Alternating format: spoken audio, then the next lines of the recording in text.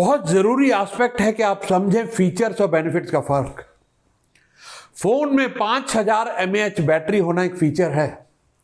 Benefit है कि आपका फोन 12 घंटे 15 घंटे चलेगा, आपको पावर बैंक की जरूरत नहीं है, रिचार्जिंग की जरूरत नहीं है। आप घर से बाहर सुबह 8 बजे गए, रात को 10 बजे आए, आपके फोन की बैटरी ड्रेन आउट नहीं होगी। ये बेनिफिट हो गया। तो कस्टमर्स को मतलब ज्यादा बेनिफिट से है। लोग क्या है, फीचर्स बताने में लगे रहते हैं, हमारे प्रोडक्ट का ये फीचर ये फीचर ये फीचर। अरे होगा यार, मुझे क्या फायदा है। तो आपको बेनिफिट्स पे ज्यादा ध्यान देना है और फीचर्स और बेनिफिट्स में फर्क जरूर समझ के रखना है। दोस्तों आइए आपको एक बहुत इंपॉर्टेंट टूल शेयर कर रहा हूं। आप सब ने एमबीए में या अपनी कंपनी में स्वॉट एनालिसिस किया होगा। स्ट्रेंथ, वीकनेसेस, अपॉर्चुनिटी, थ्रेट, इसको स्वॉट बोलते हैं।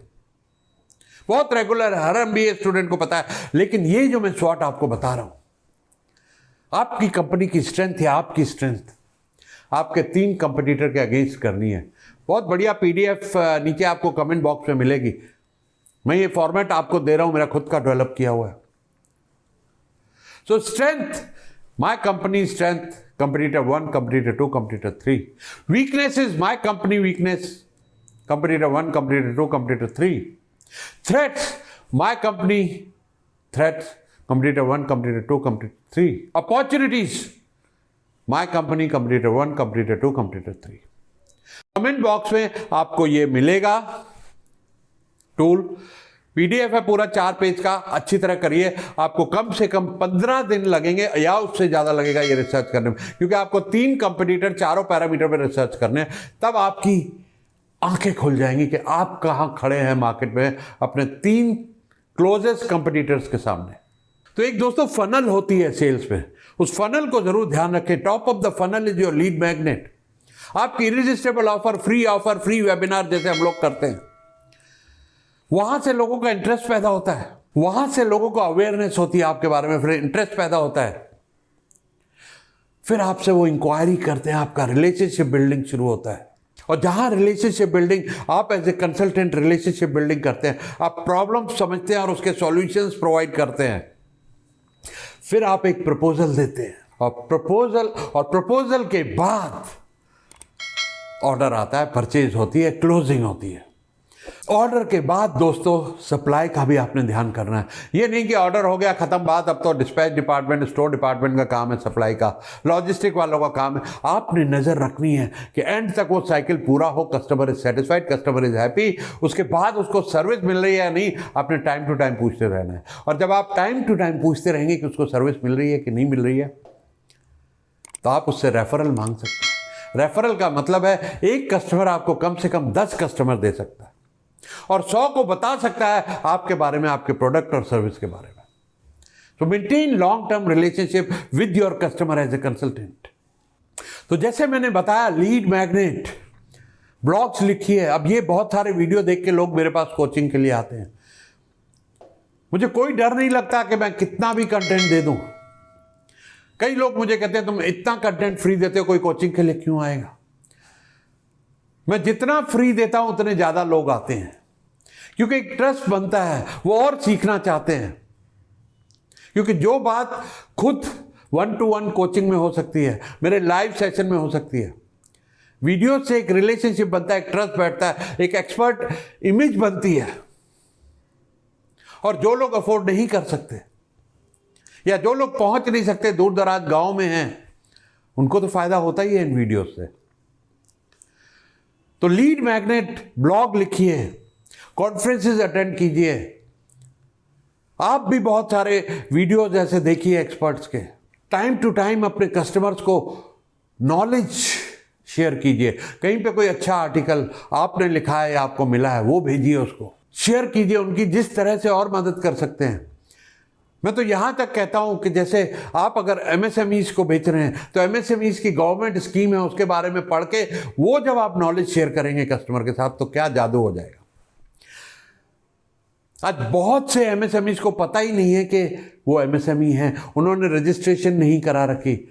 गवर्नमेंट की इतनी सारी स्कीम्स हैं, 8 करोड़ से ऊपर एमएसएमईज हैं इंडिया में। प्रोफेशनल्स हैं, चार्टर्ड अकाउंटेंट हैं, सीए हैं, डॉक्टर हैं। कितनी बेनिफिट स्कीम्स हैं उन लोगों के लिए एमएसएमई के अंडर, उनको खुद को नहीं पता। एज ए सेल्स प्रोफेशनल अगर आप उन स्कीम्स के बारे में, और सब कुछ इंटरनेट पे अवेलेबल है। गवर्नमेंट का एक पोर्टल है champions.gov, मोदी जी ने लॉन्च किया था लास्ट ईयर जून में। उसमें सारी स्कीम्स लिखी हुई हैं, पढ़िए, महारत हासिल कीजिए। और जब कस्टमर से डिस्कशन करेंगे, आप अभी प्रोडक्ट नहीं बेच रहे हैं, कस्टमर को उसके फायदे की एमएसएमई स्कीम बता रहे हैं, यहाँ पे आपको सब्सिडी मिल सकती है, यहाँ पे आपको कोलेटरल फ्री लोन मिल सकता है, तो क्या इंप्रेशन पड़ेगा कस्टमर पे? आप सेल्समैन हैं या कंसल्टेंट हैं?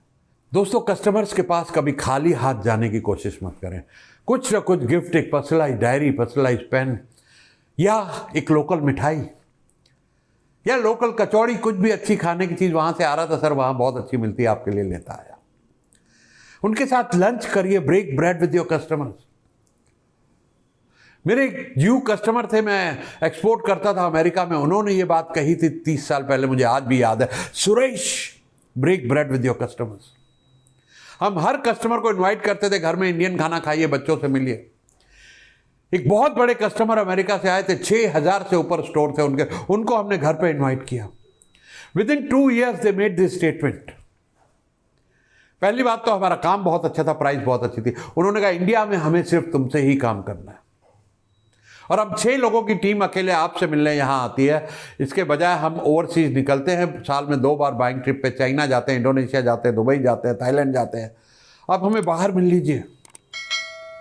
हम उनको दुबई में मिले 99 में, शंग्रीला होटल में। सुबह 8 बजे हमने ऑर्डर लिखने शुरू किए, रात को 8 बजे तक जब हम डिनर के लिए गए, 15 करोड़ के ऑर्डर एक दिन में लिखे, क्योंकि कस्टमर के साथ रिलेशनशिप था। रिलेशनशिप कैसे बिल्ड हुआ? As a consultant seller.